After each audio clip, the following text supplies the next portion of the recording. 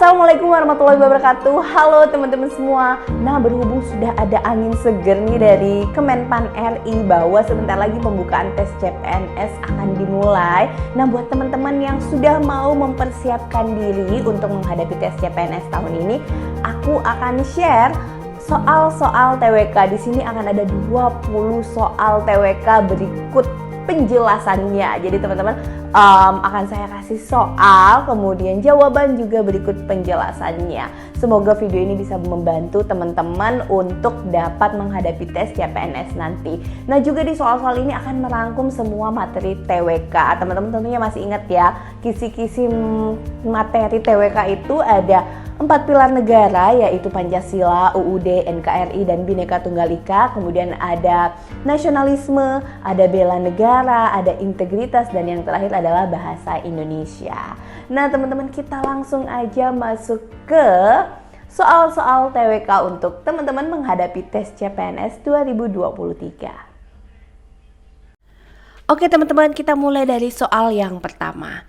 Sistem ideologi tertutup diciptakan oleh pemerintah atau kelompok elit suatu negara. Ciri khas ideologi tertutup adalah bahwa isinya bukan hanya berupa nilai-nilai dan cita-cita tertentu, melainkan intinya terdiri dari tuntutan-tuntutan konkret dan operasional yang diajukan dengan mutlak. Pancasila sendiri merupakan sebuah ideologi yang bersifat terbuka.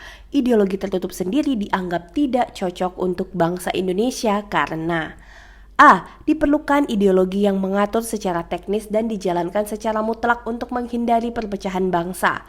B. Ideologi tertutup hanya dapat diimplementasikan pada negara yang tidak majemuk. C. Ideologi terbuka memberikan ruang yang besar bagi pemimpin untuk menjalankan kepentingannya. D. Ideologi tertutup tidak mengakomodir cita-cita masyarakat, sedangkan bangsa Indonesia merupakan bangsa yang beragam yang perlu dipersatukan cita-citanya. Atau E. Ideologi tertutup mengakomodir kekayaan rohani dan budaya yang minim dimiliki bangsa Indonesia.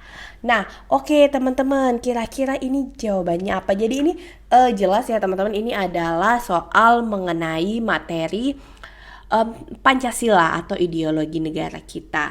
Nah, untuk menalarkan soal ini kita perlu pemahaman mengenai apa itu ideologi tertutup dan ideologi yang terbuka. Nah, ideologi tertutup sendiri dianggap tidak cocok untuk bangsa Indonesia. Itu kenapa ya? Kita lihat opsinya satu persatu ya teman-teman. A. Diperlukan ideologi yang mengatur secara teknis dan dijalankan secara mutlak untuk menghindari perpecahan bangsa. Nah teman-teman, ideologi yang mengatur secara teknis dan mutlak itu memang betul ideologi tertutup ya. Jadi sifatnya ideologi yang tertutup itu bahwa ideologinya itu mengatur secara teknis dan dijalankan secara mutlak. Berarti harus ya, tidak bisa beradaptasi ideologinya. Ini adalah ciri ideologi tertutup ya. Jadi ini bukan alasan kenapa ideologi tertutup tidak cocok di bangsa Indonesia.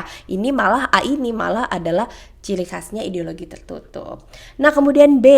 Ideologi tertutup hanya dapat diimplementasikan pada negara yang tidak majemuk ya. Artinya dengan kata lain, opsi ini mengatakan bahwa ideologi tertutup itu tidak cocok untuk bangsa Indonesia karena bangsa Indonesia majemuk, sedangkan ideologi tertutup tidak dapat diimplementasikan pada negara yang majemuk ya.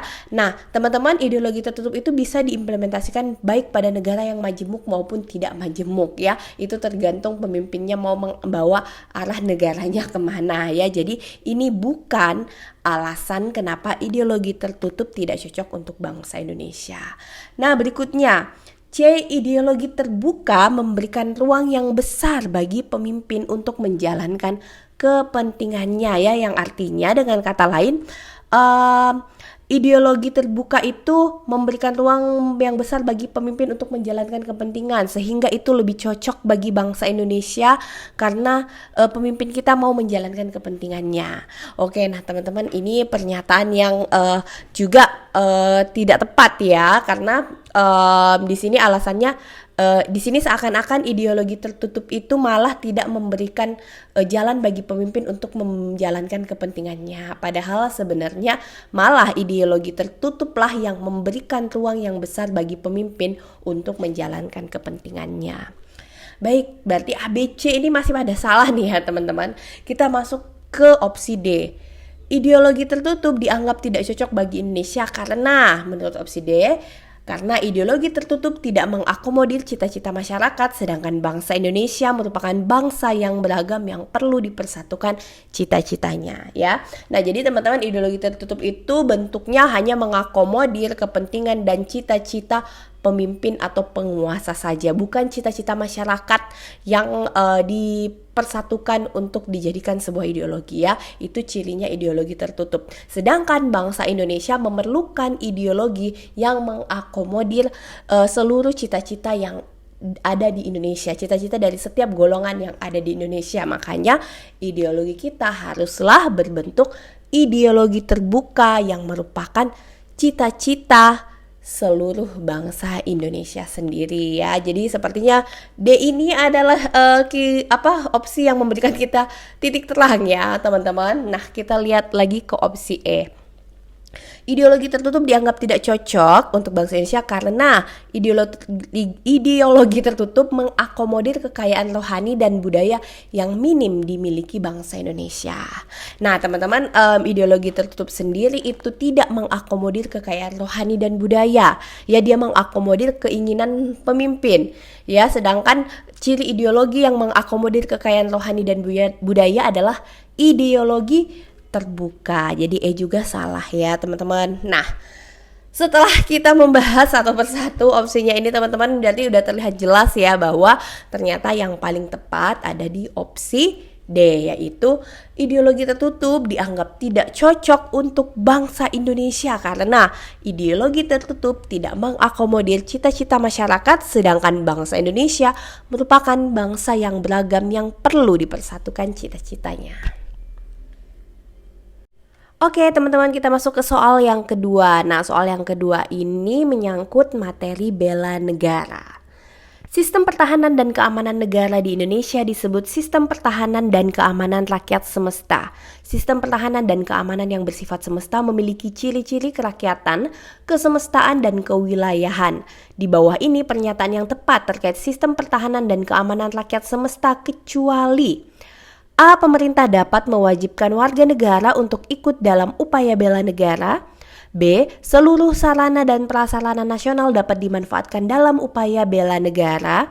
C. Sumber daya nasional termasuk pihak swasta dapat diminta berpartisipasi dalam upaya bela negara. D. Upaya pertahanan dan keamanan negara merupakan upaya yang utamanya berasal dari rakyat. Atau E. Ancaman bagi satu wilayah di Indonesia merupakan ancaman bagi seluruh bangsa Indonesia. Nah, teman-teman, untuk menjawab soal ini, teman-teman harus mengerti bagaimana sistem pertahanan dan keamanan negara di Indonesia dan juga sifat-sifat kerakyatan, kesemestaan, dan kewilayahan yang ada di dalam Sishankam Rata tersebut atau sistem pertahanan dan keamanan rakyat semesta. Nah, teman-teman, jadi pada dasarnya Sishankam Rata atau sistem pertahanan dan keamanan rakyat semesta ini merupakan sistem pertahanan di mana TNI dan Polri menjadi kekuatan utama dalam pertahanan dan keamanan negara, kemudian seluruh rakyat menjadi komponen pendukung, ya teman-teman. Nah, kemudian ciri kerakyatan itu artinya bahwa seluruh rakyat dapat dijadikan komponen dalam sistem pertahanan dan keamanan kita, ya. Kemudian yang kedua, kesemestaan itu artinya bahwa semua sarana dan prasarana nasional baik milik pemerintah maupun swasta dapat dikerahkan kemampuannya untuk membantu pertahanan dan keamanan negara atau untuk membantu upaya-upaya bela negara. Kemudian kewilayahan itu artinya bahwa satu serangan atau ancaman bagi satu daerah di Indonesia merupakan ancaman kita semua. Itulah makanya dikatakan kewilayahan, ya, karena ancaman satu orang atau satu tempat itu adalah ancaman kita semua, ya. Jadi kita lihat di opsi ini mana yang tidak menyatakan hal tersebut. Kita lihat dulu, ya, di opsi A. Pemerintah dapat mewajibkan warga negara untuk ikut dalam upaya bela negara. Betul? Yap, ini betul, ya teman-teman. Bahkan ini juga diatur di dalam konstitusi atau di pasal di dalam undang-undang bahwa seluruh rakyat dapat diwajibkan untuk mengikuti upaya bela negara. Nah, B. Seluruh sarana dan prasarana nasional dapat dimanfaatkan dalam upaya bela negara. Betul ya, ini adalah ciri kesemestaan. Kemudian C. Sumber daya nasional termasuk pihak swasta dapat diminta berpartisipasi dalam upaya bela negara.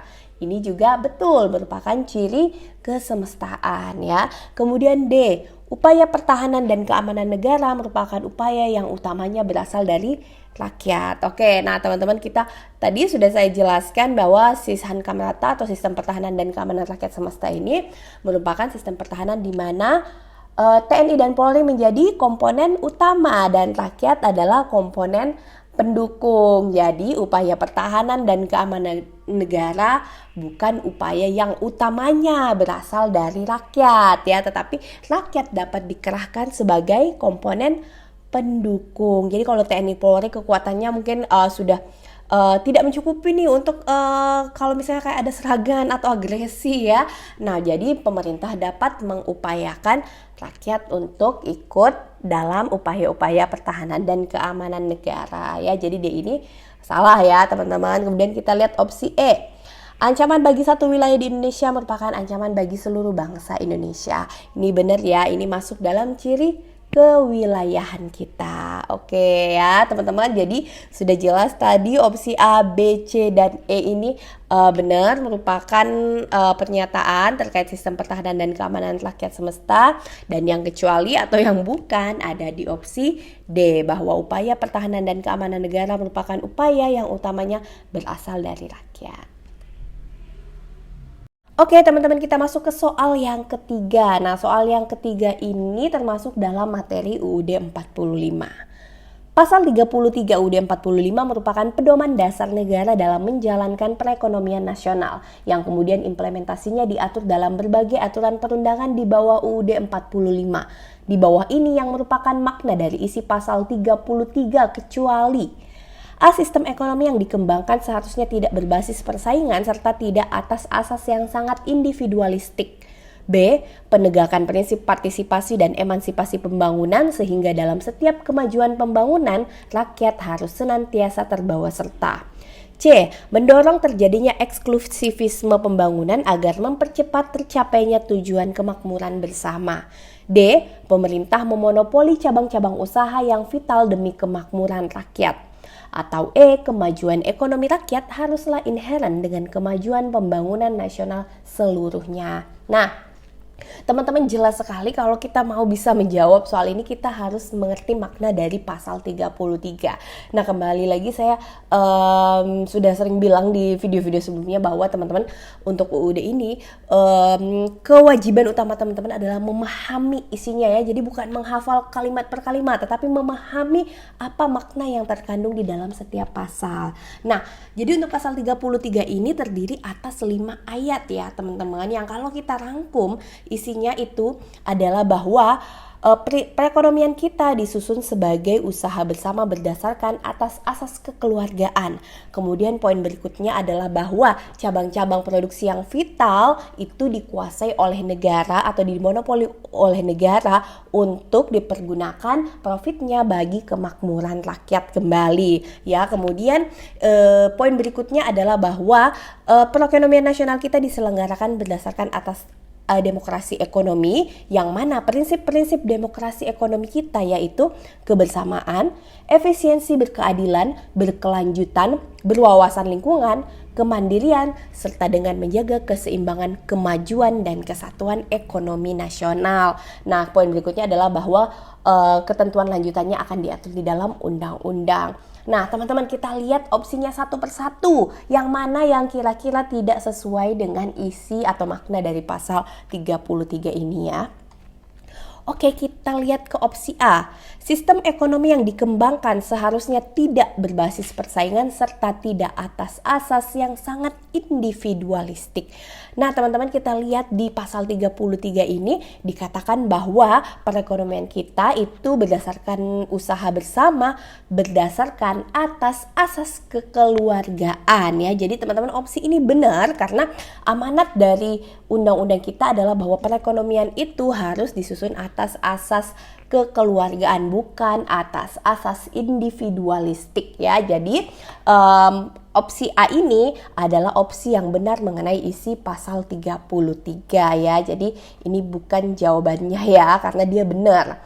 Oke, B, penegakan prinsip partisipasi dan emansipasi pembangunan, sehingga dalam setiap kemajuan pembangunan rakyat harus senantiasa terbawa serta. Nah, teman-teman, di dalam pasal 33 ini juga dikatakan bahwa salah satu prinsip penyelenggaraan perekonomian nasional kita yaitu dengan prinsip kebersamaan ya. Kebersamaan itu berarti di situ ada partisipasi ya, kemudian ada juga emansipasi, itu berkaitan dengan kemandirian ya, serta menjaga keseimbangan kemajuan dan kesatuan ekonomi nasional itu berkaitan dengan bagaimana rakyat harus senantiasa terbawa dalam kemajuan pembangunan. Jadi opsi B ini benar ya.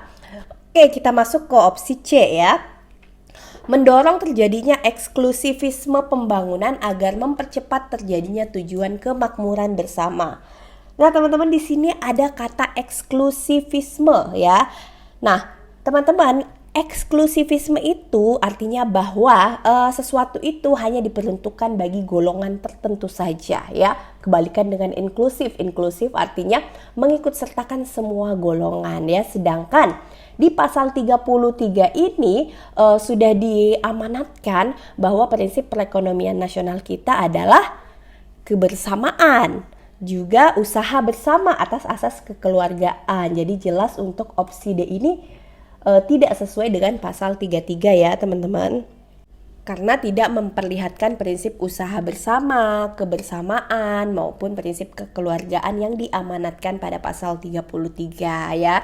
Jadi teman-teman, kita udah dapat nih jawaban yang menyatakan yang bukan makna pasal 33 ya. Jadi jawabannya adalah C, tapi kita akan bahas juga opsi berikutnya yaitu D dan E. D, pemerintah memonopoli cabang-cabang usaha yang vital demi kemakmuran rakyat. Ini jelas betul ya, ada dinyatakan secara gamblang di ayat ke-4 ya. Maksud saya ayat ketiga ya.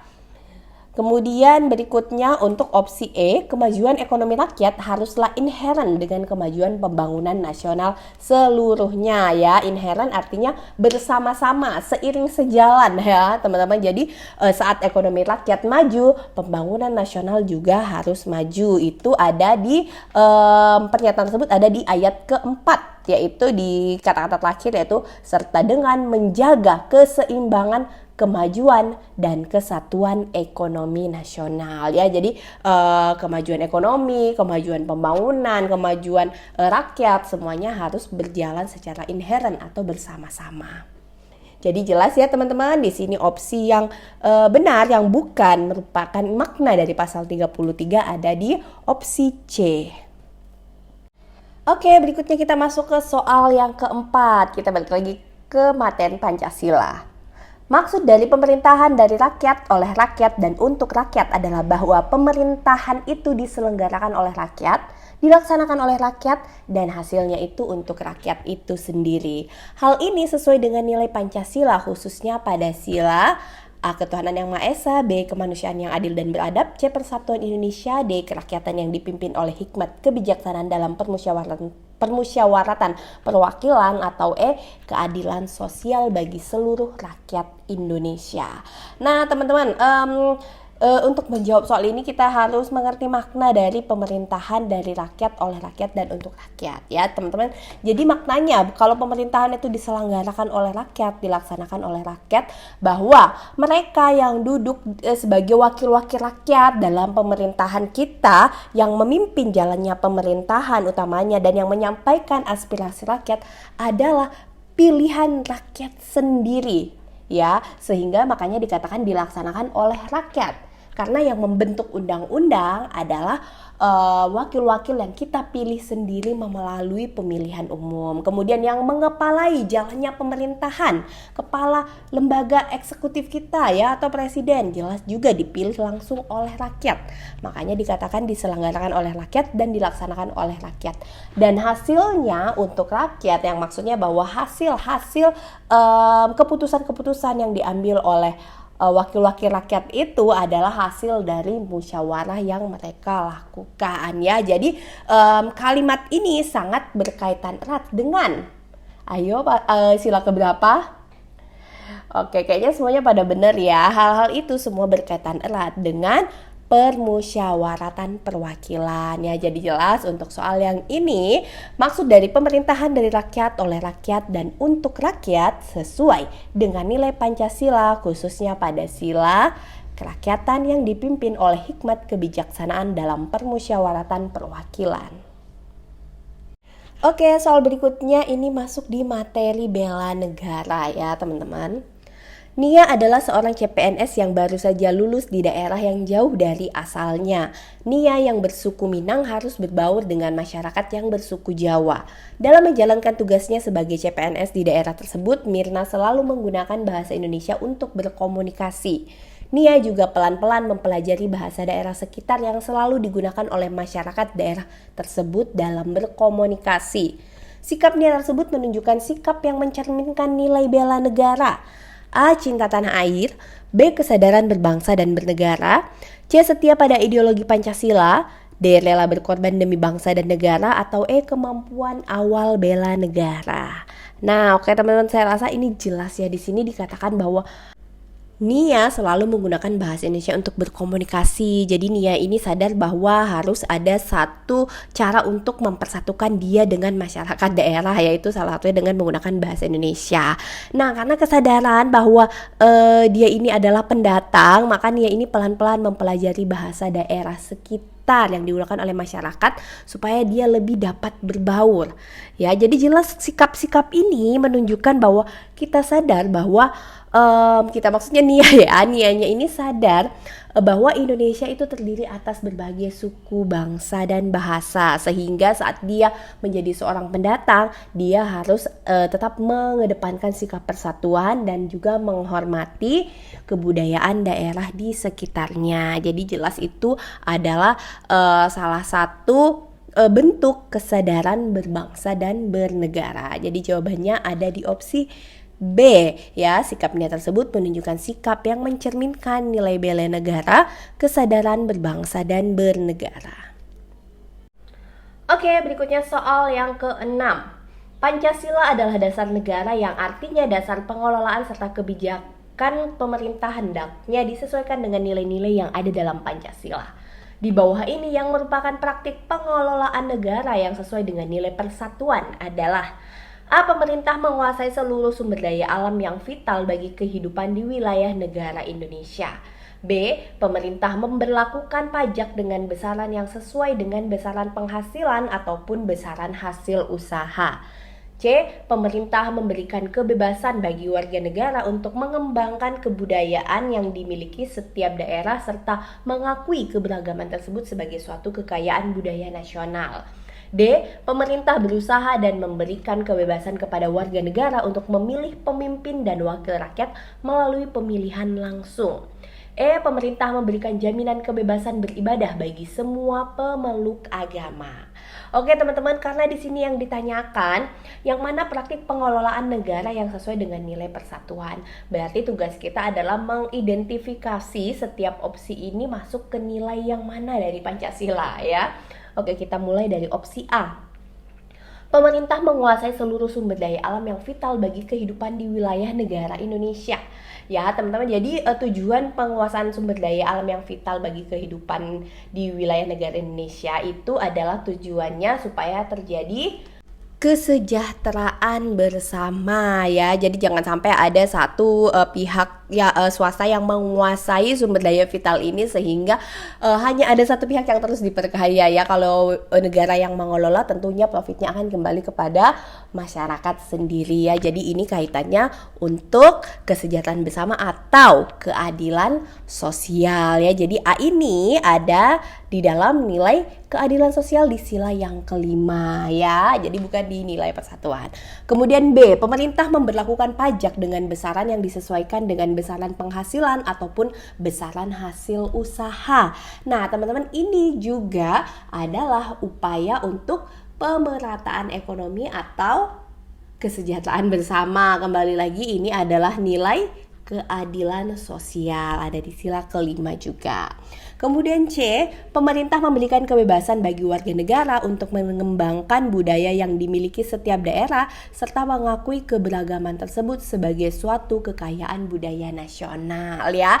Nah, teman-teman, pengakuan akan keberagaman budaya, kemudian kebebasan mengembangkan budaya daerah, kemudian dipersatukan dalam budaya nasional, itu adalah jiwa yang dikembangkan karena adanya rasa cinta terhadap tanah air ya. Itu ada di dalam nilai persatuan ya. Jadi kita akan mewujudkan persatuan kalau adanya rasa cinta terhadap tanah air, termasuk pada kebudayaan daerah yang tentunya akan menjadi kekayaan budaya nasional. Nah, ini ada di dalam nilai persatuan, khususnya di sila ketiga ya teman-teman. Jadi untuk opsi C ini sudah jelas, ini yang merupakan praktik pengelolaan negara yang sesuai dengan nilai persatuan.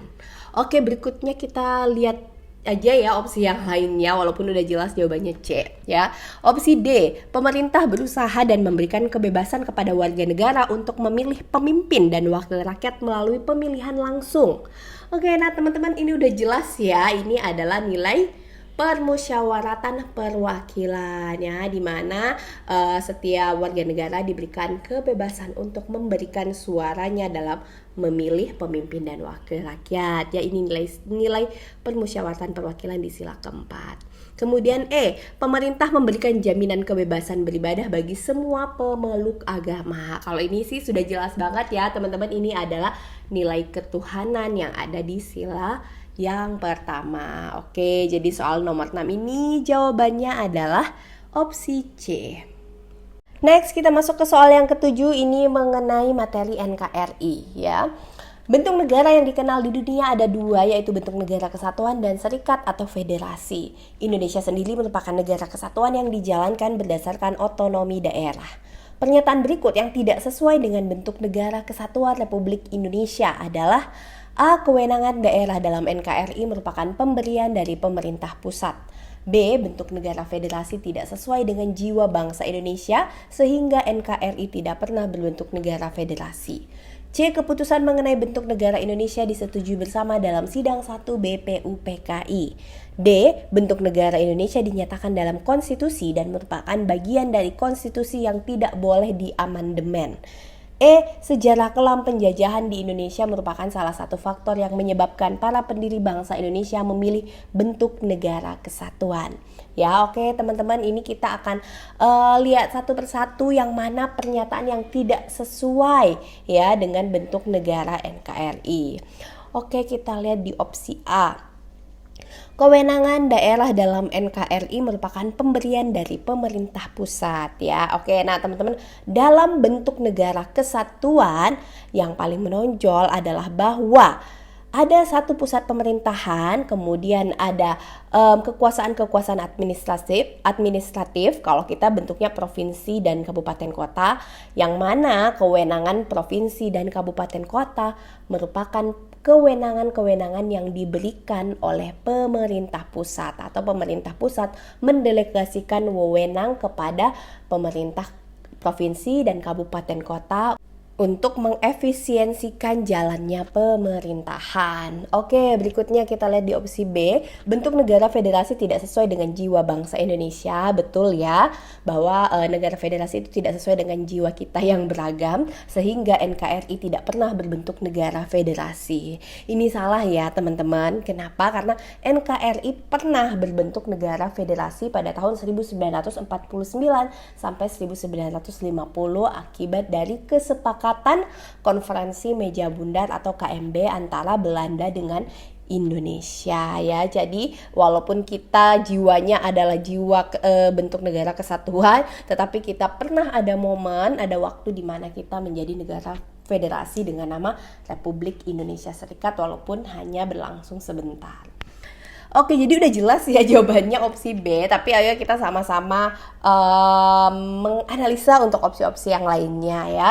Oke, di opsi C, keputusan mengenai bentuk negara Indonesia disetujui bersama dalam sidang 1 BPUPKI. Betul ya teman-teman, ini adalah salah satu hasil sidang BPUPKI. Kemudian D, bentuk negara Indonesia dinyatakan dalam konstitusi dan merupakan bagian dari konstitusi yang tidak boleh diamandemen ya. Jadi bentuk negara Indonesia ada di pasal 1, yaitu Indonesia adalah negara yang berbentuk kesatuan. Kemudian bagian dari konstitusi yang tidak boleh diamandemen. Betul ya, ada di pasal yang terakhir yaitu pasal ke-27 yang menyatakan bahwa bentuk negara tidak boleh diamandemen ya. Next, opsi E, sejarah kelam penjajahan di Indonesia merupakan salah satu faktor yang menyebabkan para pendiri bangsa Indonesia memilih bentuk negara kesatuan. Betul ya, karena penjajah selalu memecah belah kita, jadi kita harus berbentuk kesatuan supaya tidak dipecah belah lagi ya. Oke, jadi untuk soal 7 ini jelas jawaban yang benar adalah opsi B. Oke, soal berikutnya ini masuk di materi bela negara ya teman-teman. Nia adalah seorang CPNS yang baru saja lulus di daerah yang jauh dari asalnya. Nia yang bersuku Minang harus berbaur dengan masyarakat yang bersuku Jawa. Dalam menjalankan tugasnya sebagai CPNS di daerah tersebut, Mirna selalu menggunakan bahasa Indonesia untuk berkomunikasi. Nia juga pelan-pelan mempelajari bahasa daerah sekitar yang selalu digunakan oleh masyarakat daerah tersebut dalam berkomunikasi. Sikap Nia tersebut menunjukkan sikap yang mencerminkan nilai bela negara. A. Cinta tanah air. B. Kesadaran berbangsa dan bernegara. C. Setia pada ideologi Pancasila. D. Rela berkorban demi bangsa dan negara. Atau E. Kemampuan awal bela negara. Nah, oke teman-teman, saya rasa ini jelas ya. Di sini dikatakan bahwa Nia selalu menggunakan bahasa Indonesia untuk berkomunikasi. Jadi Nia ini sadar bahwa harus ada satu cara untuk mempersatukan dia dengan masyarakat daerah, yaitu salah satunya dengan menggunakan bahasa Indonesia. Nah, karena kesadaran bahwa dia ini adalah pendatang, maka Nia ini pelan-pelan mempelajari bahasa daerah sekitar yang digunakan oleh masyarakat supaya dia lebih dapat berbaur. Ya, jadi jelas sikap-sikap ini menunjukkan bahwa kita sadar bahwa kita maksudnya Nianya ini sadar bahwa Indonesia itu terdiri atas berbagai suku, bangsa, dan bahasa, sehingga saat dia menjadi seorang pendatang, dia harus tetap mengedepankan sikap persatuan dan juga menghormati kebudayaan daerah di sekitarnya. Jadi jelas itu adalah salah satu bentuk kesadaran berbangsa dan bernegara. Jadi jawabannya ada di opsi B ya. Sikap Nia tersebut menunjukkan sikap yang mencerminkan nilai bela negara, kesadaran berbangsa dan bernegara. Oke, berikutnya kita masuk ke soal nomor 9 ya. OPM atau Organisasi Papua Merdeka adalah sebuah gerakan yang sudah berdiri sejak tahun 1965 dan masih berdiri sampai sekarang. Tujuan OPM yaitu untuk memisahkan Papua bagian barat dari wilayah NKRI dan ingin merdeka sendiri.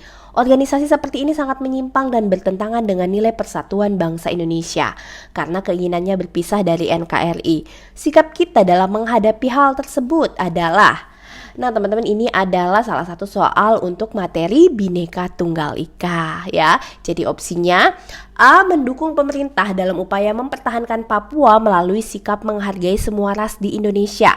B. Aktif dalam berbagai kegiatan organisasi yang bertujuan membantu masyarakat Papua. C. Tidak ikut berkomentar karena setiap daerah mempunyai hak untuk merdeka. D. Mendukung OPM untuk merdeka agar masyarakat Papua juga dapat maju. Atau E. Mendukung segala upaya persatuan. Oke, nah teman-teman kita lihat ya, untuk opsinya kita pilih dulu opsi yang bagus, kemudian kita pilih opsi yang paling bagus. Jadi untuk menjawab soal Bhinneka Tunggal Ika yang isinya soal cerita, sikap, atau implementasi, atau diminta bagaimana kira-kira tanggapan kita ya, itu biasanya akan ada opsi-opsi yang mirip-mirip atau opsi-opsi yang bagus-bagus ya teman-teman. Jadi kita akan eliminasi dengan cara kita pilih dulu opsi yang bagus-bagus, kemudian kita cari yang paling bagus ya. Oke, kita lihat dulu di opsi A. Mendukung pemerintah dalam upaya mempertahankan Papua melalui sikap menghargai semua ras di Indonesia. Ini betul ya teman-teman, karena ada mendukung pemerintah dalam mempertahankan Papua. Kemudian ada sikap kita menghargai semua ras. Oke, kita keep yang opsi A. Kemudian kita masuk ke opsi B, aktif dalam berbagai kegiatan organisasi yang bertujuan membantu masyarakat Papua. Ini juga jelas bagus ya, opsi yang bagus karena kita aktif dalam kegiatan organisasi dan tujuannya bagus, yaitu membantu masyarakat Papua. Ini bisa memupuk persatuan ya, memupuk rasa persatuan masyarakat Papua, bahwa ternyata masyarakat lainnya juga memberikan perhatian terhadap masyarakat Papua. Kemudian C, tidak ikut berkomentar karena setiap daerah mempunyai hak untuk merdeka ya teman-teman. Kita berarti ini kita nggak mau berkomentar karena kita mendukung kemerdekaannya Papua. Sedangkan di narasi tadi jelas bahwa dikatakan bahwa organisasi seperti ini sangat menyimpang dan bertentangan dengan nilai persatuan Indonesia ya. Jadi opsi C ini tidak tepat ya. Kemudian D, mendukung OPM untuk merdeka agar masyarakat Papua juga dapat maju ya teman-teman. Jelas ini D ini juga bertentangan dengan nilai persatuan yang mau kita galakkan dan nilai kebinekaan. Jadi D juga opsi yang kurang tepat.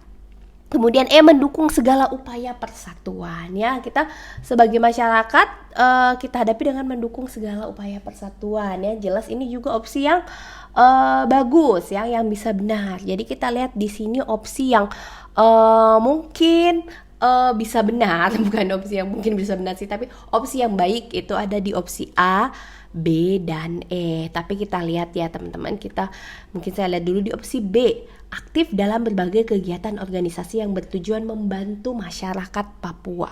Ya ini opsi yang bagus, ada keterlibatan langsung ya, tetapi teman-teman, aktif dalam berbagai kegiatan organisasi itu mungkin tidak semua orang bisa melaksanakannya ya. Jadi ini opsi yang bagus, tetapi kalau ada yang lebih bagus kayaknya kita lihat opsi yang mungkin bisa semua orang lebih nyata gitu, bisa dilakukan oleh semua orang ya. Kemudian ada opsi E juga, mendukung segala upaya persatuan ya. Ini juga opsi yang bagus, tetapi belum ada contoh nyata sikap kita dalam menghadapi hal tersebut, hanya sekedar mendukung segala upaya persatuan pemerintah. Berarti kita pasif ya posisinya di situ, walaupun kita tidak setuju dengan OPM, tapi kita hanya pasif saja mendukung upaya persatuan. Nah, kita lihat di opsi A, mendukung pemerintah dalam upaya mempertahankan Papua melalui sikap menghargai semua ras di Indonesia. Nah, ini opsi yang kayaknya lengkap ya teman-teman. Ada sikap kita mendukung pemerintah dalam upaya mempertahankan Papua. Jadi E ini sebenarnya udah masuk di opsi A. Tetapi A lebih nyata lagi, ada dikatakan melalui sikap menghargai semua ras di Indonesia. Dan ini adalah sikap yang bisa dilakukan oleh semua bangsa Indonesia, oleh setiap orang maksudnya. Jadi kalau B tadi aktif dalam kegiatan organisasi mungkin tidak semua orang bisa ya, tapi kalau di opsi A ini sikap menghargai semua ras, semua orang pasti bisa melakukan hal tersebut ya. Jadi A ini sudah karena jelas sikapnya bagus, mendukung pemerintah ya. Opsi E sendiri juga sudah terangkum di opsi A. Kemudian ada sikap nyata yang dapat dilakukan oleh semua orang, yaitu melalui sikap menghargai semua ras di Indonesia ya. Jadi opsi yang terbaik untuk soal nomor 9 ini ada di jawaban A. Oke teman-teman, kita masuk ke soal nomor 10 ya. Ini juga terkait materi Bhinneka Tunggal Ika. Masyarakat Indonesia terdiri dari berbagai profesi, demografi, status ekonomi, juga budaya, sehingga tidak heran apabila suatu keputusan dapat menguntungkan satu pihak dan merugikan pihak lain. Pertimbangan pengambilan keputusan tentunya melalui pertimbangan trade-off yang lebih minim bagi kepentingan bangsa dan negara, dan tetap sesuai dengan amanat UUD 1945. Contoh perilaku yang sesuai dengan kebulatan tekad dalam mendahulukan kepentingan bangsa dan negara adalah: A. Bekerja keras dan tekun demi kemajuan bangsa. B. Menghormati keputusan yang telah diambil dalam rapat. C. Mendukung hasil rapat yang menjadi kesepakatan bersama. D. Melaksanakan sesuatu yang benar dan konsisten. E. Bermusyawarah dalam menyelesaikan persoalan hidup. Nah, teman-teman, seperti yang sebelumnya tadi lagi, kita akan pilih opsi-opsi yang mungkin benar dan mengeliminasi opsi yang jelas salah. Oke, nah kita lihat A.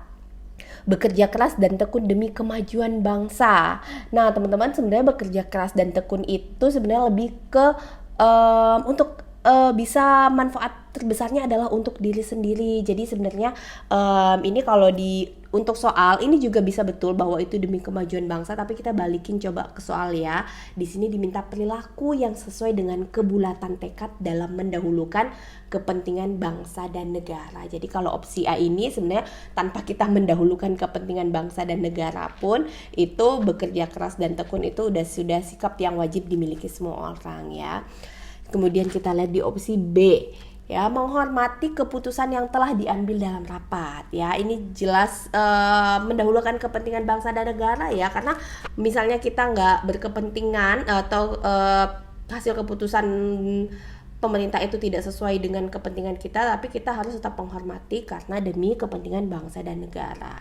Kemudian jadi opsi B ini bisa betul ya, kita keep opsi B.